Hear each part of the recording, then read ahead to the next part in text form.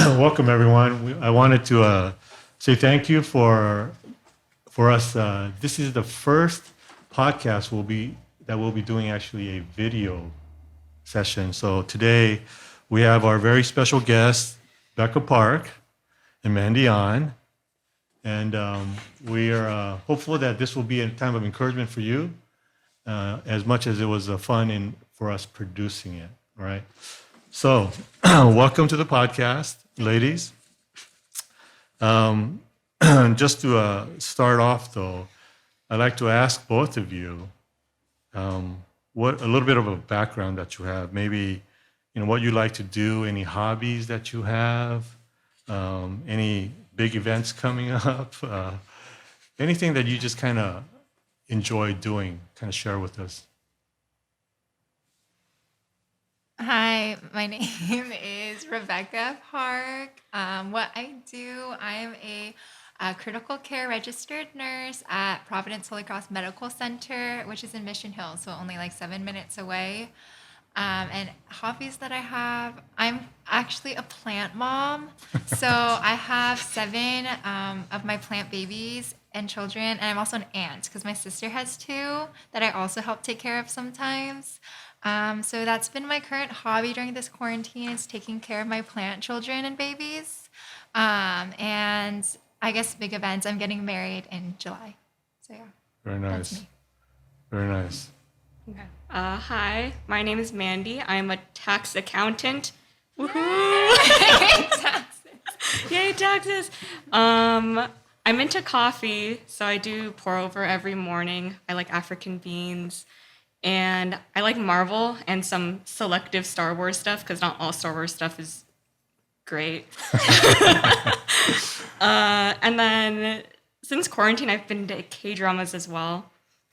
Yeah, good stuff. And big event in my life is that my best friend is getting married. Yay! Yay! Yay! All right, very nice. Thank you for the little bit of a background. So what we always want to try to start off with is your testimonies. And so if we could get your testimony for the audience, that would be great. So Becca, why don't we start off with you? Okay. So my testimony is that I grew up at this church. I grew up in a Christian family.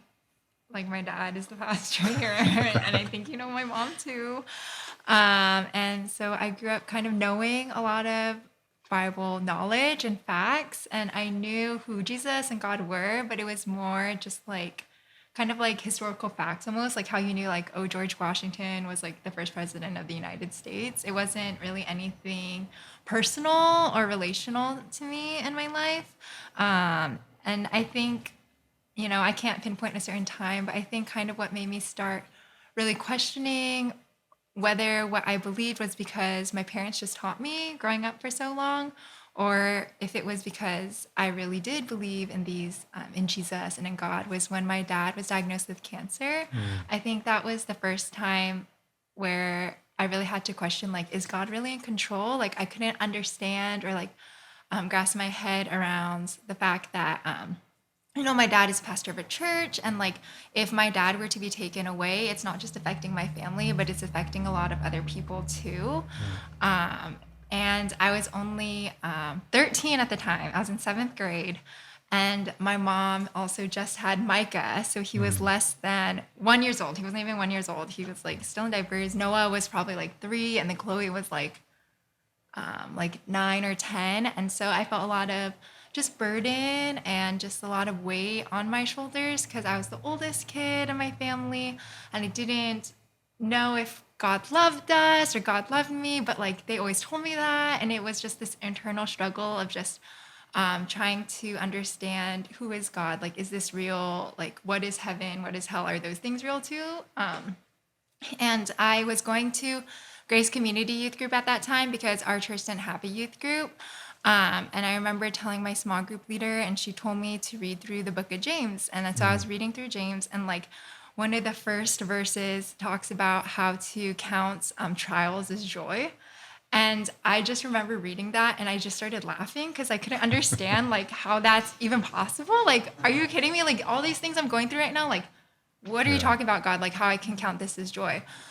So it was just that long period of time of a few months where I just kept rereading the book of James over and over and over again and just praying to God and just crying out like, God, I don't know if you're real. I don't know if you're there. I've been told you are, but I don't know what's happening right now. And I think just through that whole process of just really just coming to God every day and just with so many questions, so many doubts, like in just reading through James over and over, like he eventually led me to understand like the end of James. I think in James 4 it talks about how life is a vapor and it's just a mist, and you could say you'll do this and do that. But at the end of the day, we're not the ones in control of our lives. God is.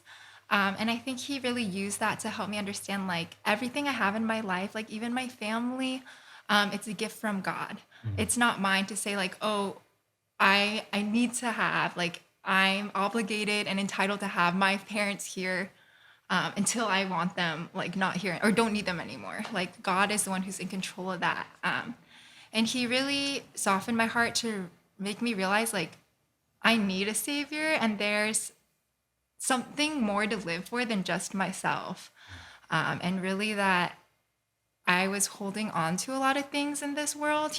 I think he slowly helped me realize I was holding on to a lot of things, and it's an all or nothing. Like you're either 100% Jesus and you release everything and surrender everything to God, even my family life, my grades, like my friendships, relationships, all of that. It's either all God's or it's not. And so just like going through that and struggling through understanding really what it means to surrender my whole heart and life and everything part of it to the Lord and just follow after him. I don't think there's like a specific time, but it's kind of the process and journey for me. Very nice. Yes, I would definitely echo that. Your father having cancer was a very trying time for the entire family. So we hold something similar. I don't have a specific time frame when I became a believer. I just know now I am. So thank you for that, Ms. Park. And Mandy, how about you? What is your testimony? Very similar to Becca's. Grew up at this church. My parents were one of the original members at IBC, so I was born into this church, had one friend the entire time. We were each other's only That's right. friends That's right. forever. So yeah, just IBC is a really solid church, and there's a lot of good teaching from the Word, and I'm very thankful that like my knowledge of who God is and what the Bible is very rich. And I think what comes with that is just kind of being on autopilot and feeling kind of jaded to like what the gospel is. It's like, yeah, I know that Jesus came and died on the cross for my sins. And overall, I think growing up, I thought of myself as like a good kid. I went to church every Sunday. I obeyed my parents. So I think the concept of sin didn't really sink into my heart as much growing up until middle school. And that's where all the good old teenage angst comes in. And you just become really rebellious. And I think there was a one point in time in like 8th grade where I had lied to my parents. And then I felt really, really guilty. Like I couldn't sleep that night. It was so weird. And then I came clean and I like told them, like, hey, I lied to you. I'm really sorry. And I got punished for it. And like I broke that trust that they had with me. And I fully like accepted it because I knew that when you do something wrong, there needs to be punishment. So I think that was like the first time where I acknowledged like that I am a bad person and there is like sin in me and it's like really dirty and it makes me feel very shameful. Can I ask what the lie was? Or you don't want to say? I don't want to say. Okay. All right. That's fine. And then, yeah, so I guess that was like puzzle piece number 1 of understanding the gospel. Then in 9th grade, that's when our church started youth group. And it was me, Becca, and like 3 or 4 6th graders. Yeah. It's very small, but it was like really, really good time. And in that year, we were going through Philippians. And one verse really stuck out to me. It was Philippians 1:21. to live is Christ, to die is gain. And when we were studying that, we really looked into the like grammatical structure of it, like to live is Christ, like that doesn't really right. make sense. So when our youth pastor was explaining it to us, he was saying that like to live is not to be like Christ, or to live is not to think of Christ, to live is Christ, like your entire life ought to just be Christ. And I was thinking about my own life and how my life didn't really reflect that. And I think at that time, it all just kind of like clicked, like the gospel. Like I'm a sinner and sin deserves punishment and I deserve to go to hell. But then Jesus came and took my place for me on the cross and took God's wrath. And if I accept him into my heart, then my life ought to be Christ, like 100% of it. And I remember the exact date. I like prayed to God to just let him in my heart. And it was October 19th, 2011. So I was like 14 at the time. And then I got baptized a few months later, and yeah, that's how I became saved. Wow, that's a good story. Good story. Well, kind of along that line, I mean, I've had the privilege of knowing both of you your entire lives, right? Like a handful of us at the church have. And I could actually distinctly remember being at the hospital day after you were born, being at the hospital the day after you were born. And I actually remember, I don't know how I can do this, but I actually remember what you were wearing at 6 months at the hospital. You were wearing these blue overalls. And your dad, I distinctly remember the scene in the hospital room. For some reason, it's etched in my brain. So you guys have actually met each other since the second day of your life for you. So having said that, you two were the first two kids in our church, the first two, children's group, first two youth group, everything. And I could remember when we first started our church in Glendale, it was easy to take care of the kids because there was only two of you. All we needed was like this little gray playpen and one person to watch. And I did that several Sundays where you guys would just play with your things and I would just sit there. So having that background, did either of you ever feel pressure in any way to do something or be something because you two were the first two kids of the church, coming from families who started the church itself? We'll start with you, Mandy, if you have. Mm-hmm. I think I felt it the most in like children's church / Sunday school, because a lot of the kids were significantly younger than us. So, I mean, no one ever told me like, oh, you have to be a good example, but I felt like, oh, I have to be a good example to these younger kids and try to like suppress the chaos as much as I can and help out the Sunday school teachers, that kind of thing. But I think like after that, it was just kind of like the norm. And I don't know, maybe it was like fear of man that kind of resonated like after that. I don't know, but it just kind of like went away after a while. Okay. Yeah. Okay. How about you, Becca? I think definitely like growing up, I felt pressure just to be a good kid or like be a good example, especially because, my dad is a pastor here and, as the oldest. And I think I struggled with that a lot and like ever since I was younger. But when I look back now, because I don't feel any more pressure anymore, and I try to figure out why I felt that way, I think a lot of it was because of myself. Like I almost put myself on this, like I set a very high standard for myself and I felt like I always had to fulfill it. And like it wasn't because anyone was saying anything to put pressure on me, but it was because I felt like I needed to be a good example. Like it was very like self-centered in that way. And I think once I stopped looking so much towards myself and like how I was viewed or like making sure I'm like checking off all these boxes to make sure I'm like being good pastor's kid, good daughter, good example, like that's when all the pressure kind of just dissolved because it was very self-inflicted, I guess. Kind of on a related question, I didn't give this to you, but I'm just thinking about it. Did you ever want to just kind of not do certain things that maybe the church kind of quietly gave you direction on? Like, did you want to just say on a Sunday, you know what, I don't want to go to church. I just want to go goof off with my friends or anything like that. You know, I don't want to go to youth group or, you know, or was it always just something that you just kind of did and you didn't mind?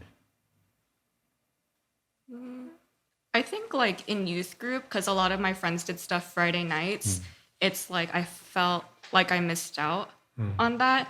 But I feel like, at least to me, there wasn't an option to skip youth group. Okay. That's what it felt Parents like. took you, right? Yeah, because Okay. it's also like at my house sometimes. So, Oh, okay. but yeah, it's just like, it's like, oh, youth group and church should come first. And I think like when you kind of start like giving leeway and like just like skipping these things, then it turns into like a habit almost. So yeah, youth group Friday nights. Okay. Anything for you back? Anything that? No, I think it's like very similar. Same thing, like youth group Friday nights, because like it's like football games are Friday nights, and like when you're in high school, that's like such a big deal, That's right. right? Like all my friends are going, like I want to be a part of the cheering stands or whatever. But looking back now, like I'm glad that my parents did encourage me to go to youth group Friday nights. Because like at the end of the day, like I don't remember any of like The football football games. games, the ones that I did go to at like Yeah. once in a blue moon, right?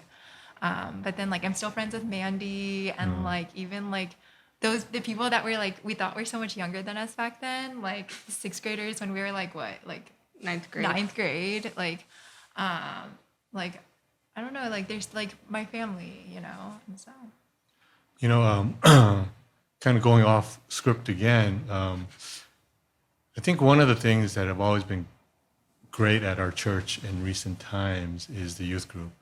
And I think that one of the best things about the youth group is literally people have become friends for life from the youth group.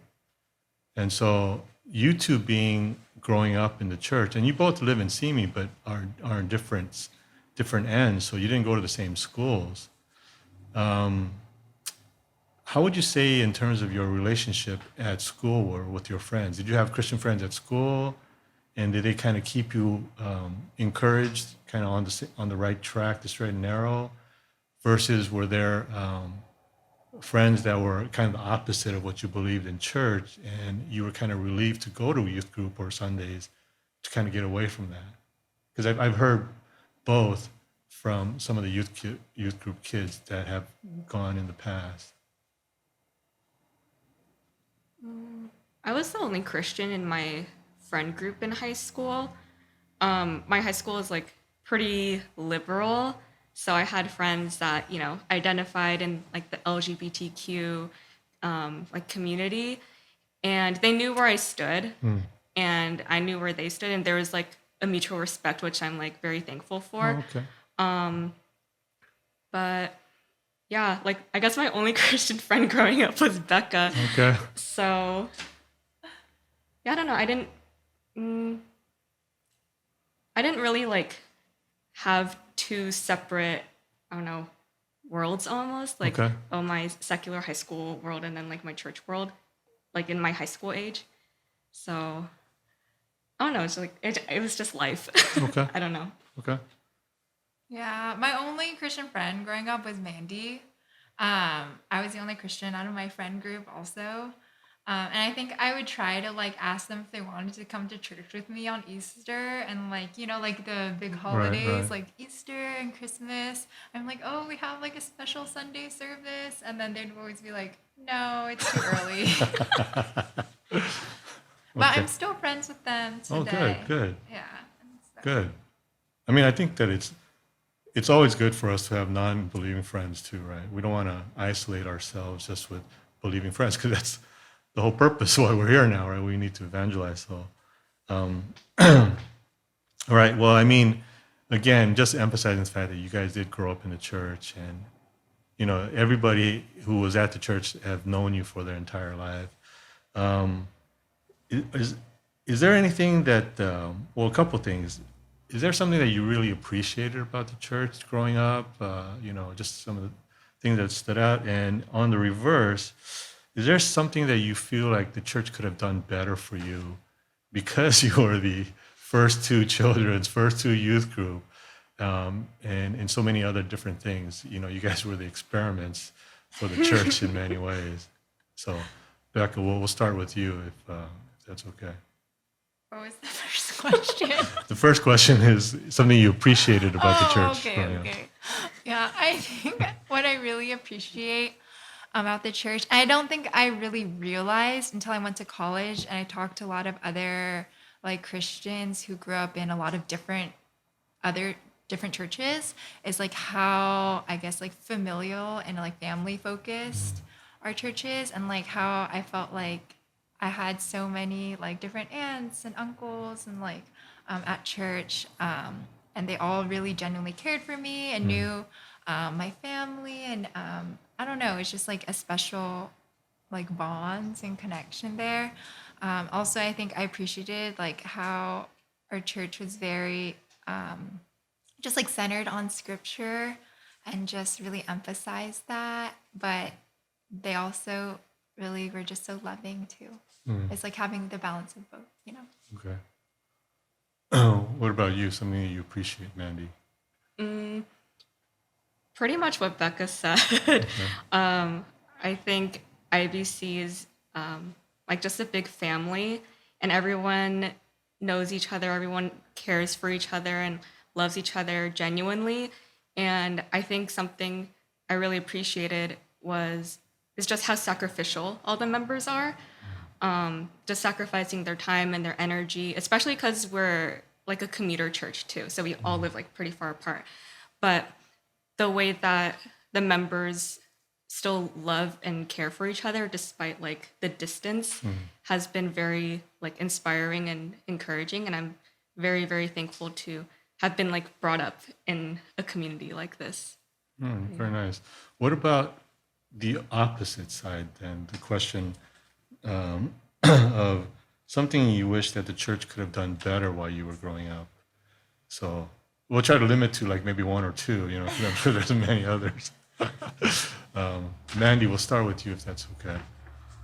Well, I mean, we're the only two kids, so we got a lot of love and attention growing up, Okay. for sure. So we didn't lack in that, for sure. I mean, this is like out of like everyone's control, but I think it would have been really cool to have like older peers like that were Christians, just to have people to kind of like look up to and kind of like take care of us like older brothers or sisters. Because like going to college and then like joining a Christian fellowship and having like older Christians like 1 or 2 years older than us was like really, really awesome. And yeah, because we were just kind of like figuring out stuff on our own, like blind leading blind. So yeah, but that's like out of everyone's control. Okay. So yeah. Okay. How about you, Becca? I don't really know. I feel like, we were the experimental kids and everyone tried their best. We turned out okay. Yeah, Yeah. so I feel like, if they tried their best, you can't really ask for much more to be better, Like, yeah, it may not have been perfect, but like at least people tried their best to take care of us, right? I think that's actually a great statement that both of you turned out just fine. For now, not I mean, again, it's not the fact that, you don't have, it's not the fact that you're living perfect lives, but as a whole, I mean, I've known people in the past where, after youth group, they were completely gone from the church. After they graduate high school, they never step back into a church again. And I don't know how they get the stat, but they say some of the stuff I read is like 50% of youth group kids are not around after, and so We don't know if they were really just having a good time and never learned the basics of the faith, or they just decided that it was not for them, whatever the reason, right? So we were batting 100% with the two of you, right? Because you were the first two, and you guys kept on going. So I actually want to ask you about your experience of AACF, because, Mandy, you brought it up. You're both involved at UCLA, AACF. How did that experience kind of impact your life? Positive or negative, or something that you learned, something you could take.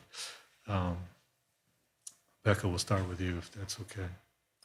I think like Mandy touched on it, like it was the first time having like Christian peers our age, like besides like just having that one person. And it was really nice to have like someone just like a year or two older, like just seeing how much they love Jesus. Like I think like, growing up, it was like it was like us, and then the jump went all the way to like late 20s, right? And it's like you can look up to those people for sure, and see, their love for Jesus, but it's very different seeing also kind of like people your own age, like maybe just only a year or two older than you. And I think that was really encouraging. Okay. Very nice. How about you, Mandy? Yeah, I think having that exposure to like having older brothers and sisters in Christ was really neat.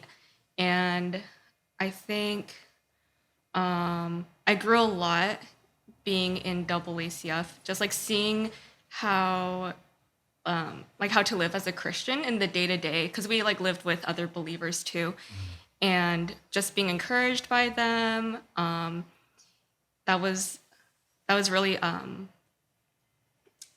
huge in my spiritual growth as well.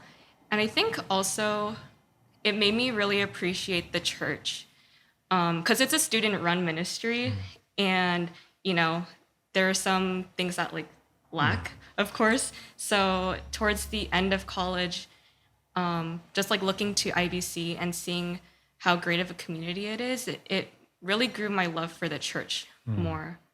So, yeah. Very nice. I have to say that there's a very good place for good college ministries, whether it's church sponsored or it's parachurch on their own. I think that what both of you guys said, it's just the community aspect, the peer community aspect. You guys are literally walking the walk together and pushing each other, going through the same struggles. You got to study. You got to put in all this time for finals or whatever, projects. But through it all, the busyness, you can always walk together. So I see college ministry as an important aspect of anybody's life, and I think it's great. What is something that you wish people knew about you? It could be as detailed or general as you would like to be. So, Mandy, let's start with you, if we could. Oh, I only wrote down one thing. Okay. I put that I'm a little shy. Okay. That's it. Okay. All right. How about you, Beck? One thing, I don't know if I wish people knew this about me, but something about me, I don't know if everyone knows or not, is that I really don't like driving. Like, I don't like driving. So the fact that if I drive to see you or like meet up with you, that means a lot. Okay. It does. Okay. Yeah. How come you don't like driving? I don't know. It's very tiring because Okay. I feel like you use a lot of mental energy. Okay. You got to scan the road. And then, people aren't, it's not always you. It's the people around you. Yes. Can't trust them. Yes. I appreciate you. What's a fond memory you have of growing up in the church or just your Christian life in general? I mean, you guys kind of mentioned, you like the community aspect, but is there a specific memory that you guys have that that you like, kind of stood out? Do you remember that one family camp retreat where like your brothers did that dance? Which one? There were so many. Oh, the one where Matthew wore that hat and did that standing worm. You know exactly I what I'm remember talking that about, one. right? I don't know why. That was just a great moment. And like I have very like I think about that and I like smile. And then the thing is, he did it every time you saw him at that retreat. You know, it's like, hey, how you doing, Matthew? And then he starts doing the worm and stuff. You know, so. Yeah, he won't do it anymore, even if you ask him. How come? I think he's shy.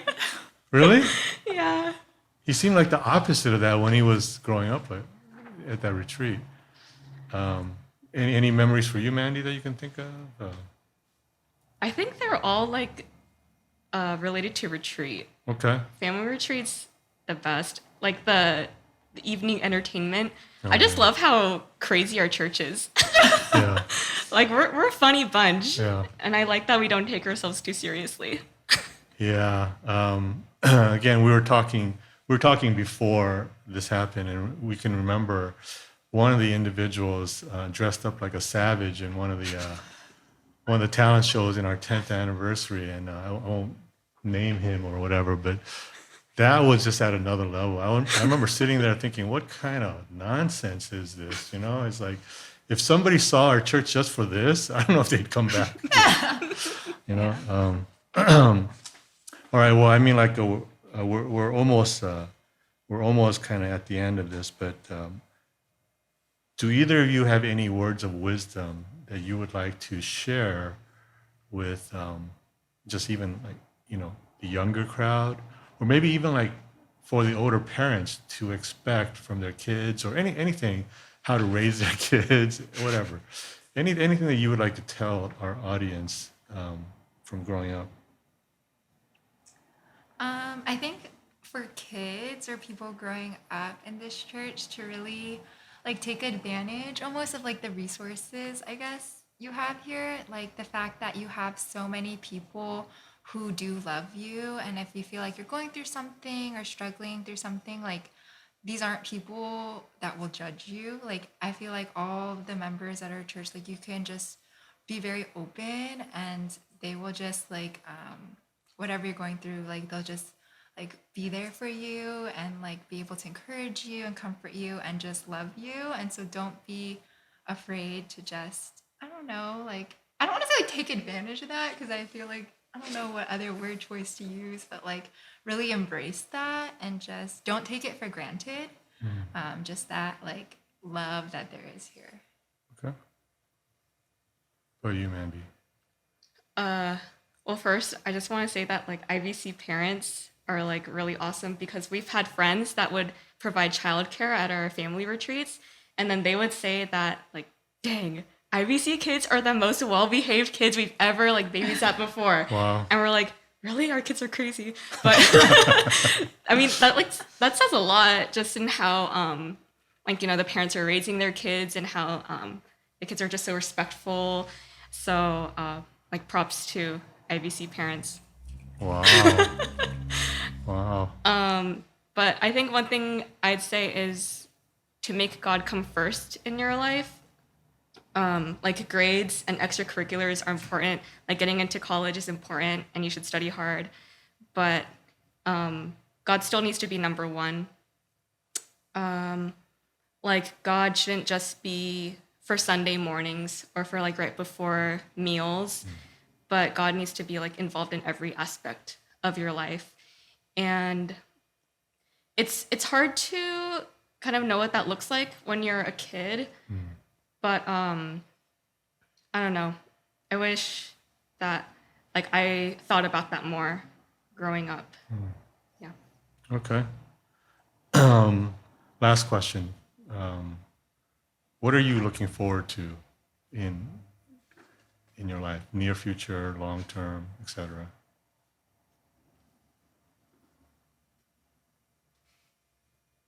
I know. I'm looking forward to everything. Okay, I don't know. Life is like you never know what's gonna happen, so I don't know. I just take everything as it comes. Okay. And try to have a good attitude. All right. Anything for you, Mandy? Looking forward to? I'm normally like a super planny kind of person. Like I like setting plans, but I mean, this past year, all my plans are just like gone. So I'm trying to take things day by day as well. Also just like, yeah, day by day, like live every day, as if Jesus is coming back, that phrase. And yeah, just like assessing my need for Jesus every day. That's like not really answering your question, but That's okay. I'm excited looking forward to get married. Okay. That's probably a good event that you're looking forward to. Where are you guys going for your honeymoon again? Hawaii. Okay. Hopefully, if everything's Okay. like COVID okay. I think they're open now, right? Hawaii? I think so. Okay. I mean, I personally love Hawaii. I've never been to Maui, which is a very marriage destination island, but from Oahu, I mean, I love the food there for sure. So, okay, for my real last question, since I lied last time, is there anything else you would like for us to know? Anything, just generally speaking, that you would like to tell us? I thought of another fond memory. I don't know. Okay, all right. I think another really fond memory where I look back and I always smile is when I think of like the IBC youth retreats. Okay. Oh my gosh, there's so many. I like wish I could list off all the fond memories. Like I have a top two. I'll go really fast because like I don't know where we are with time. But the first is like and it's always when I'm on staff. Like those were the awesome memories. I think like one of the games, like Rob, it does such a good job at putting on like these epic night games for the kids. And there's one where we're like I forgot exactly what the game rules were, but me and another staffer were in charge of like this booth, and then we had to make the kids do whatever we told them to do in order to like get past. So I think one of the kids, we made them like for 2 minutes straight just shower us with compliments. So we put on a timer or like you just have to say good things about it. So all these kids were like, oh my gosh, blah blah blah, blah, for 2 minutes straight. And then like other stuff, like I think one of the kids, we like put in a trash, like a clean trash can, and then they rolled down like a tiny hill. They're fine. I mean, They had a good time, probably. yeah, and then the kid had a good time, and like, or even some of the relay races that we do. It's just so funny. I love serving on youth staff. It's the best. Yeah. Okay. That was a fond memory. Sorry, that was. I got to tell you, youth retreats and stuff, they do some of the craziest stuff.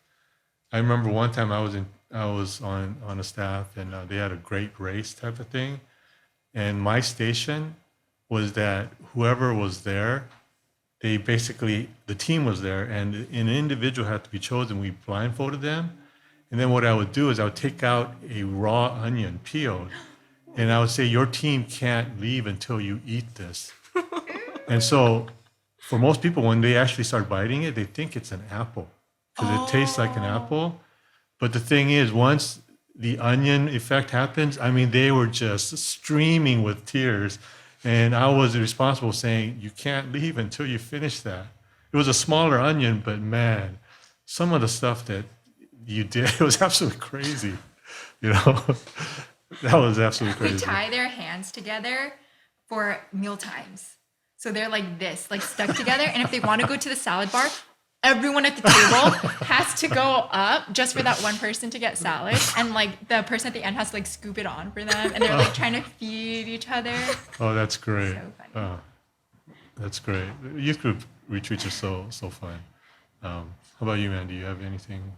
Oh, I was just gonna piggyback off a youth retreat. Okay. Yeah, the tying hands thing, and then we also like make them mix concoctions from like the salad bar and like drink it. Oh, And then the retreat those site things as staff apparently they came up to our youth staff, and they're like, you guys are the craziest church we've ever had at this retreat site. And we're just like, thank you. We took it as a compliment. Yeah, like ranch and Tabasco Yeah. and like Like all this nasty stuff. Yeah, I think that came from Well, we did that too, right? And so it was a line where it was called Bassomatic, right? And it's called Bassomatic because at the end they put a raw fish in there, right? I mean, it was just some of the grossest stuff, but it's crazy that when you tell the entire team you can't leave to the next station until everybody drinks this, they do it. The craziest thing that I had to do was at one of these youth retreats, even though I was on staff, I was a part of the game. And so I was at the station where we had to eat half a watermelon, right? Which wasn't that difficult. It was just the three of us, right? What happened though was that one of the guys, he just couldn't hold it down and he threw it up, right? The guy said we couldn't leave as a team until we ate it all. So me and this other guy, we ate it all. Okay, we're not that so, crazy. That was, I can't believe we did it, but everybody on the team, outside of me and the guy who had to eat it, kept on telling us we had to do it. So, yeah, it was just whatever. Man, our kids should be thankful we're not that crazy. Yeah, if I was in charge of that, that would be a no. Okay, that was like, no, we don't do stuff like that. But, well, I do appreciate the time that you guys have had with us for the broadcast. It's our first season doing a video, so we're trying to constantly improve on things and do it better. I think personally that the church will be very appreciative because, it's kind of like we've always seen you guys grow up at the church, but we never kind of really heard your story. So it's kind of nice to kind of hear your perspective on things. So we do thank you for your time, and this actually concludes our podcast. So thank you for taking the time to listen to us. Thank All you. right. Thank you.